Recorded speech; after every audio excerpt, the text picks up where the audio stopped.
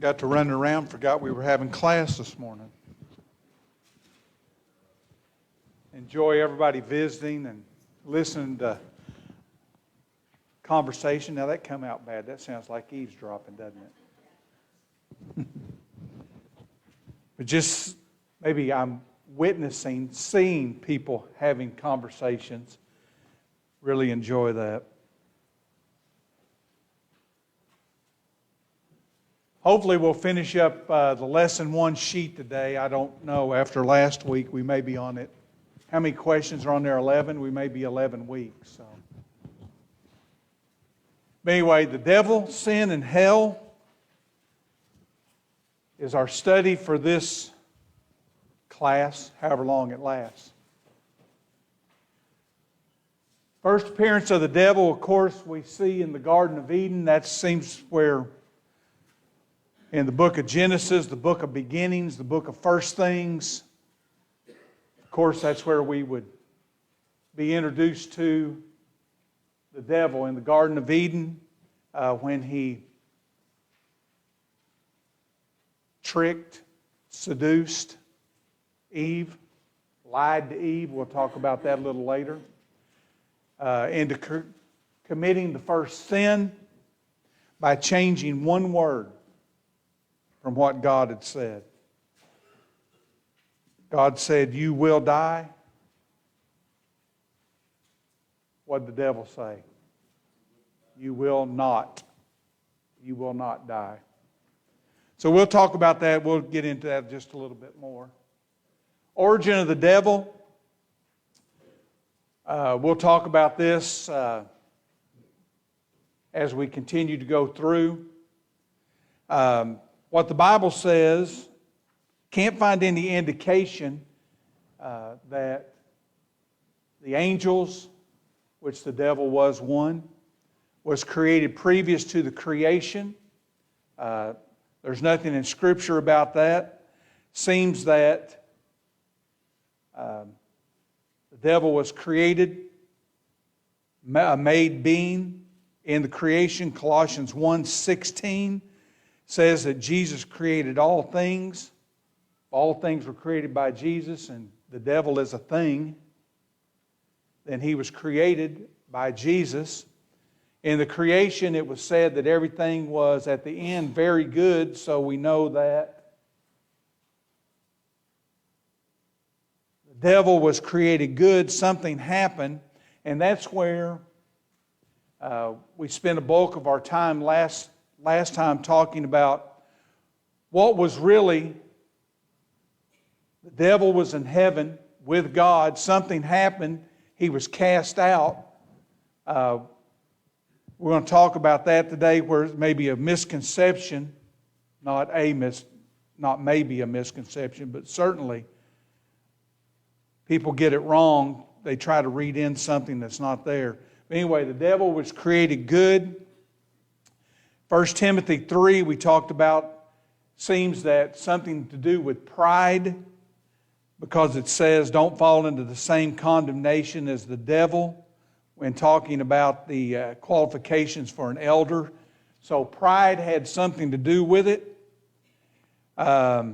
Angels did not keep their proper domain, but left their abode, Jude 6. 2 Timothy 2:4, the angels who sinned were cast into hell. They were not spared punishment. They weren't given leniency. So we talked about all those things. It kind of got us to maybe this. Help a little bit more. I don't think we talked any about this, did we?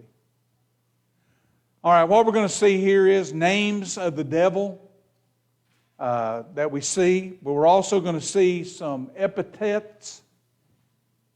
Okay? That's a kind of a fancy word.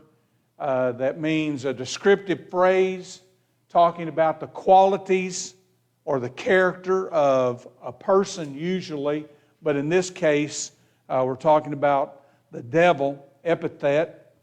Okay, we'd also might call it a personification. We use that word. That's attributing human qualities to non-human items, non-human things. The sun smiled down on us on a warm day.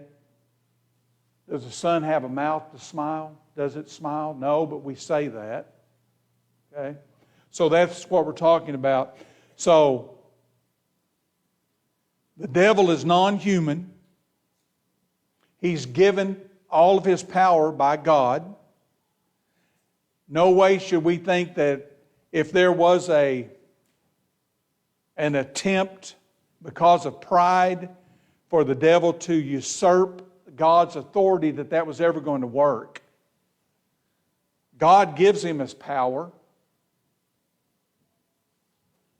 What he has, he limits it. That's what we would say. All right? So he's a non-human being that was created, but he's no longer with God. He is, one of the words that we see there is adversary. Is that the first one I have up there? We'll just put these all up there and you can use them. And there's more than this, but these are the ones we're going to talk about. Adversary. What is an adversary? Okay. We have Satan, Beelzebub, prince of the world or ruler of the world, serpent, adversary. Can anybody think of any more?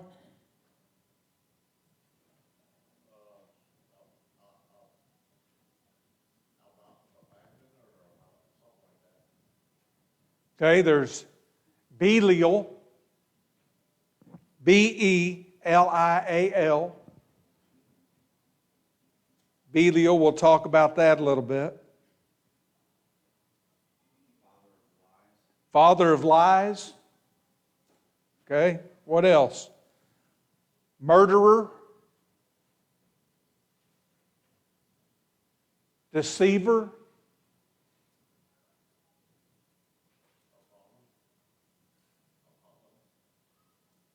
I'm not. Is that I'm not getting what you're saying, John. Okay. Accuser, slanderer. Okay. Let's talk about some of these, though. Let's just start with the first one there. Satan. Satan means adversary. It's used over 50 times. Revelation 12:9. Everybody turn there. Revelation 12:9. I'm going to use my phone today because it's a little bit bigger print.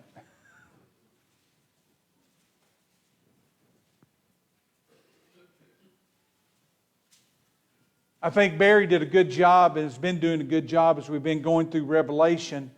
Revelation chapter 12 describes that war that's in heaven. Some people have said that this war was where the devil was booted out. If you read through and see that, and I think Barry did a good job of pointing that out when we went through chapter 12, this is talking about at some point after that there was a war in heaven, probably more at the time that Jesus, describing figuratively the time that Jesus was on earth trying to establish the church. And then as you go through, it makes even more sense that it's after the church is established that the devil is warring with heaven or the plan of heaven to stop the church from growing. So that's what's going on here. What did I say? Verse 9. And the great dragon was cast out, that old serpent called the devil. So there's another one, right? The dragon, the great dragon. Called the devil and Satan, which deceiveth the whole world. He was cast into the earth, and his angels were cast out with him. Okay? That's not talking about once again, that's not talking about a battle that took place that got the devil expelled from heaven. Originally, this is figurative language talking about the devil, Satan, warring, trying to stop the plan of the establishment of the church. Okay?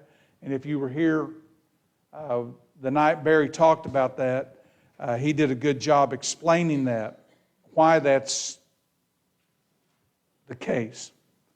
Okay, so Satan is used over 50 times. Of course, that would be the most of any name or description that is given for Satan. Adversary, we talked about that. That's what it means. It's kind of the same as enemy, right? Someone that works against or adversary, works against something else. So Satan is working against God and God's plan. What's the next? Beelzebub. Lord of filth or dung. What is dung? Human waste. Okay? You can even see it called Lord of the Flies. I think they read that freshman, sophomore year. In Missouri they do. That was a book, Lord of the Flies. But think about that. Filth, dung, human excrement, flies. That's talking about a nasty place, isn't it? And he's Lord of that. So where's that used? Matthew 12:24. Everybody turn there. Matthew 12:24.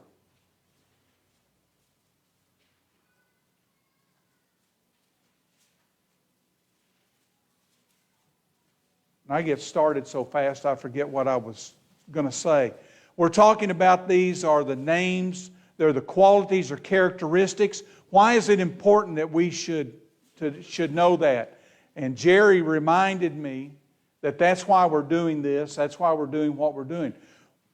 Why do we need to know the qualities and characteristics and the names? Know your enemy. That's exactly what he said. We need to know our enemy. We need to know what he's about. We need to know everything about him. Didn't go to the football game, but listened to the football game Friday night. You went to a football game yesterday. Somebody else, you all may have went to a different game or watched at least one on TV. It doesn't matter, from the little bitty mighty mites to the ones that will be playing today, this afternoon. Every coach wants to know what the other coach is going to do, what the other team's going to do. And it's that way with every sport, not just football, but whatever. But that is such a meaningless comparative to our salvation and warring and fighting against the devil.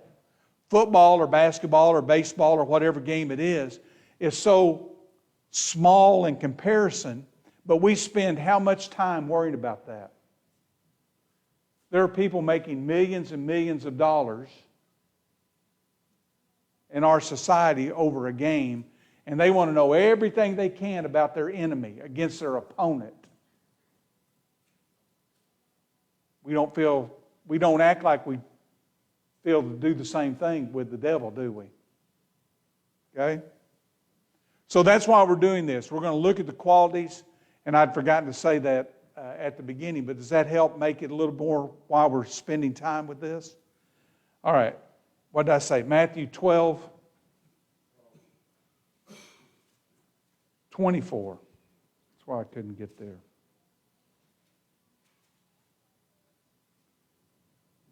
But when the Pharisees heard it, they said, "This fellow doth cast out devils, but by Beelzebub, the prince of the devils." Okay?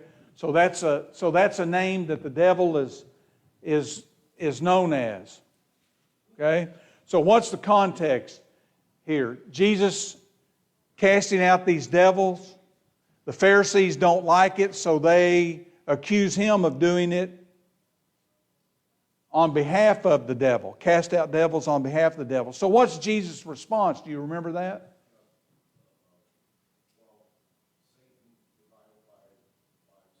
Yeah. Kind of we get the phrase, a house divided against itself can't stand. That's what, but what his response basically is, if I'm doing this by the devil, why would I be doing this by the devil to cast out devils that are supporting the devil? That doesn't make any sense. So if I'm not doing that by the power of the devil, I must be doing it by some other power. Okay? Every kingdom divided against itself is brought to desolation. Every city or house divided against itself can't stand. And if Satan cast out Satan, he is divided against himself. How then is his kingdom? How shall then his kingdom stand? And if I by Beelzebub cast out devils, and we know what that says, but what else? Tried to write it down here. Make sure I get this right.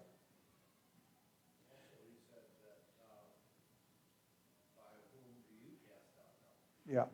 And basically he's going to, and we're going to see later just exactly what John said. He's going to turn this on him and say, on the Pharisees, and say, if you're against this, then whose side are you on? Okay? And we'll see this when he calls them in John's account. He says that the devil is a murderer and a liar, and you're his children. So he kind of turns that. But Jesus acknowledges that this devil, is the Lord of the demons. Okay, Matthew 12:24. No. Yes, that's right. 12:24. And then 26 and verse 26 and 27 is where he agrees with them. But if I cast out by Beelzebub the devils, by whom do your children cast them out? See, that's what John was talking about. He turns it on them. All right, so Satan, Beelzebub, prince of the world.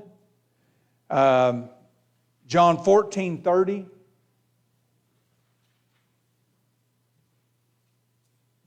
Prince of the world, John 14:30. Someone have a New King James. Does it say ruler? Is that what it says? Kelly's doing this. Yes. Ruler of the world. It's used 3 times. One time here in John 14:30. It's pretty self-explanatory, isn't it? He rules this world. Who gave him the power to do that? Or who has limited his power to just the world? God did. Okay? And then we as humans continue to feed him that power, don't we? When we don't do what God says to do. All right, serpent. Of course, we understand that was Genesis chapter 3 all the way through to Revelation. We just talked about it just a little bit ago. Revelation 12, called the dragon, the serpent, the devil, Satan. All those things right there in verse 9. But 9 times. It's hard to say. 9 times. 1 less than 10. So what is a serpent? Snake.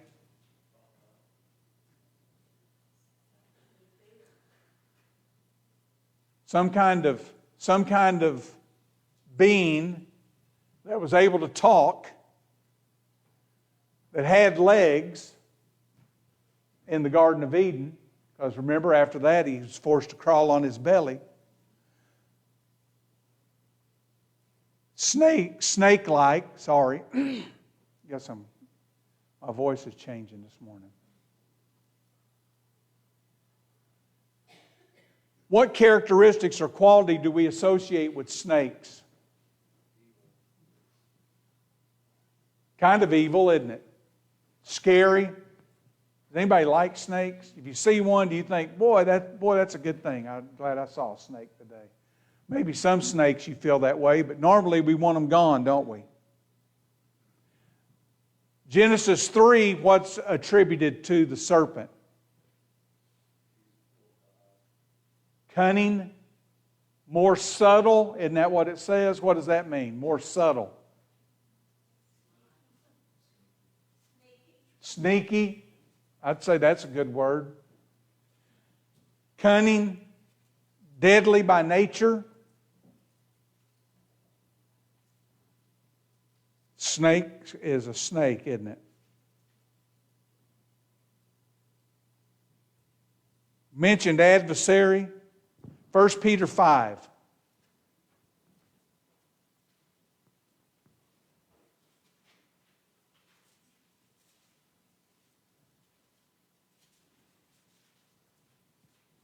Your adversary, the devil, does what?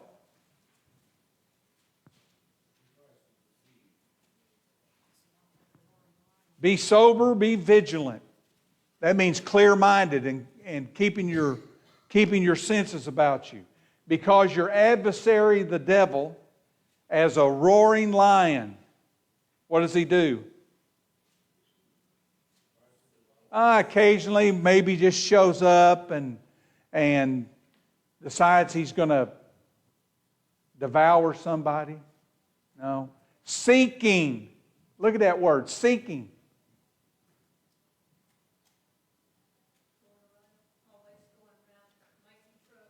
Yeah. On the prowl. Well, it's like in Job. He was actually seeking to destroy Job. Yeah. And he goes to and from, or what does it say? When Christ asked him, well, where have you been, Satan? He says, I've been walking up and down the earth, looking around and seeing what I can pick on. Yeah. I think we can learn from this, seeking whom he may devour. And that word devour, kind of think of you ripped to shreds or, it's a lion. How's a lion attack? But this word actually means, see if I can find it here. I don't know where I put it down. I've got it somewhere. Oh, that's a second card, isn't it? Devour, gulp, and swallow.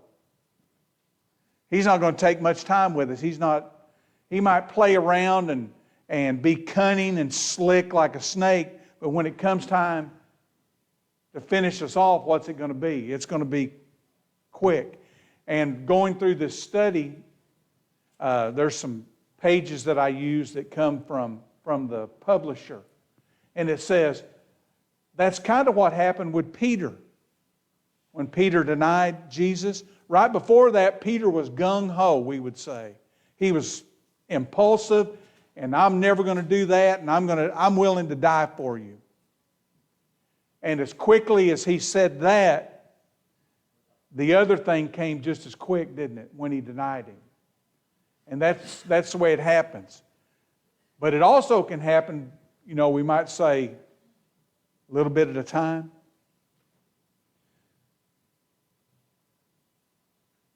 I think it was a frog. You remember the story of the person that put the frog in the pot of water on the stove and turned it up? Was that what it was? Was it a frog? It turned it up 1 degree, 1 degree, 1 degree, 1 degree. And the frog never even realized that the water was getting hot till he was boiled. We understand that, don't we? But the devil walking around as a roaring lion, seeking whom he may devour in a gulp. It can happen quickly, or it could happen over a period of time. So what have we learned? Revelation 20 verse 10, not up here. Revelation 20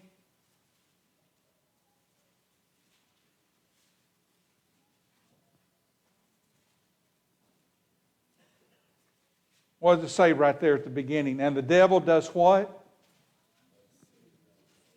Okay. So the devil's a deceiver, isn't he? Says one thing when that's not the truth. That's what he did with Eve, right? Matthew 13.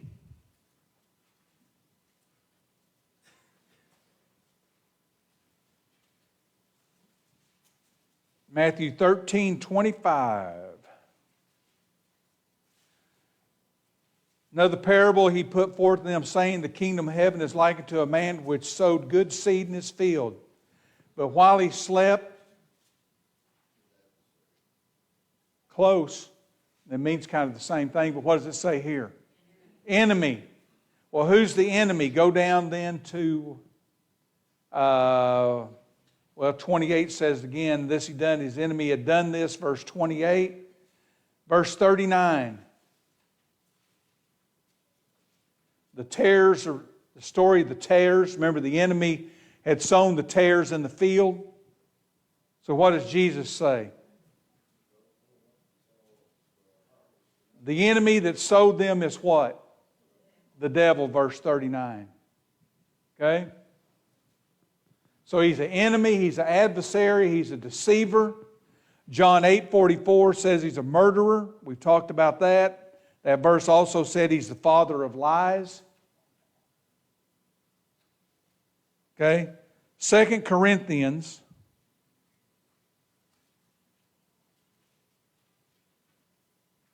6.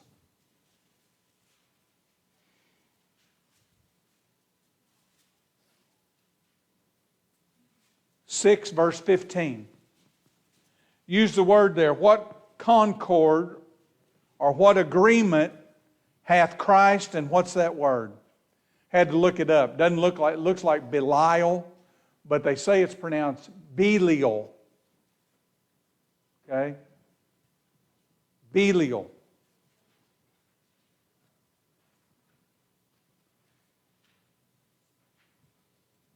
Throw this in there. Belial means worthless, evil, lawless. That sound like the devil?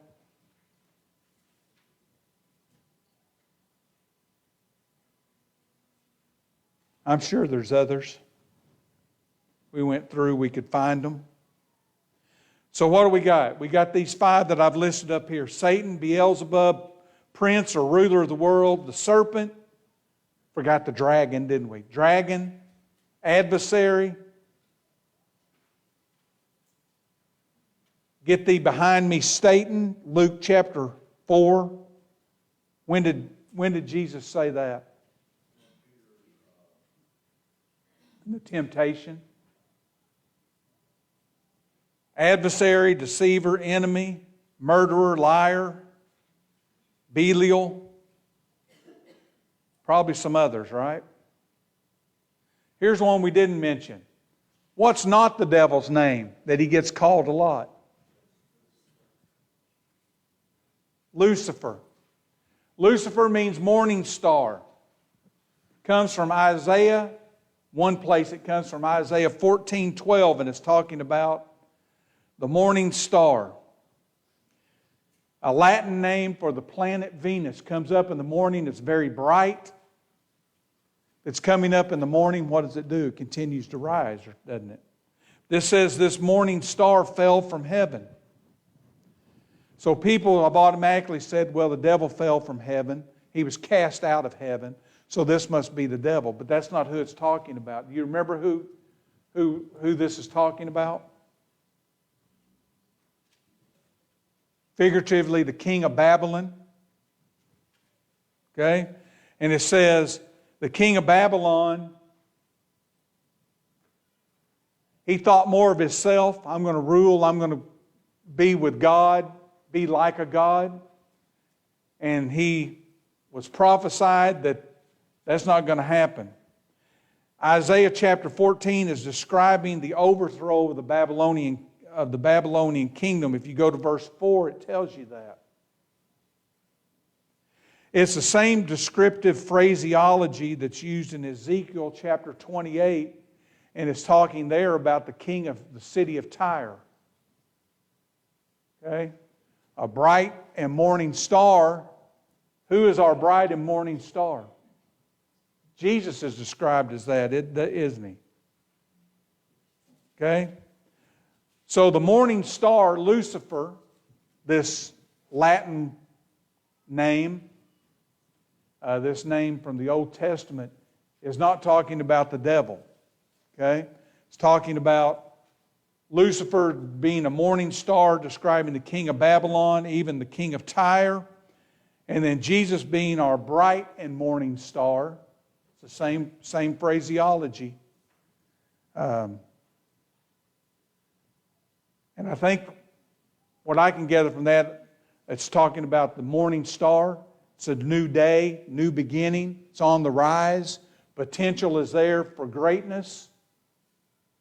Jesus met that and exceeded that, but the king of Tyre and also the king of Babylon, or the Babylonian kingdom, they met a different fate, didn't they? All right. John 8:44. We talked about this a little bit. By the way, Revelation 22:16 is where Jesus is called our bright and morning star. I knew I had that wrote somewhere. John 8:44. Somebody read that. You are of your father the devil, and the desires of your father you want to do. He was a murderer from the beginning and does not stand in the truth, because there is no truth in him. When he speaks a lie, he speaks from his own resources, for he is a liar and the father of it. Okay. From the beginning, Satan was what? Murderer. We'll just do. And Satan is the father of what? Okay. And I think this goes back, it's very directly goes back to the Garden of Eden. Genesis chapter 3. Because of his lies, Eve believed them. She ate of the fruit, gave it to Adam. He ate of the fruit. What happened to them? They began to die physically, but what happened to them spiritually right then? They died, didn't they? Death being a separation. They were separated from God because of their sin.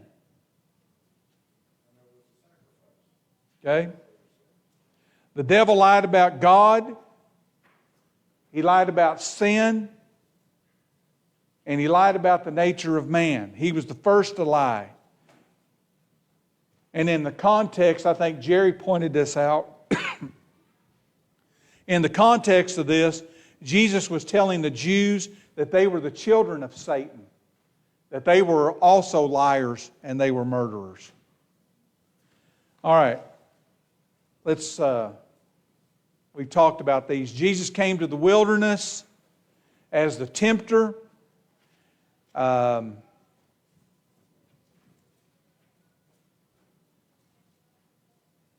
Steals the word from the hearts of men. We didn't talk about that, so that's where we'll begin.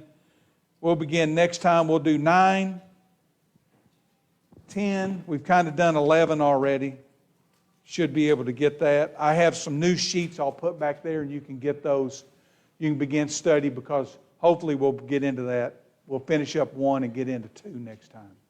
Any questions or comments? Good, because we don't have time. Actually, I did. Okay, Tammy. Throughout this whole last couple weeks, we talked about Satan. I don't think we can really do it.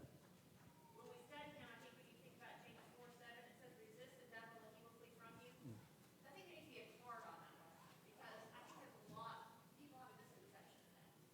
But I think it means exactly what it says. But I think we should talk about that. Yeah, I think that's coming. Okay. Yeah. Is that one of the cards? I think so. Yeah. Yeah. All right, we'll take a break and then we'll be back for our worship period.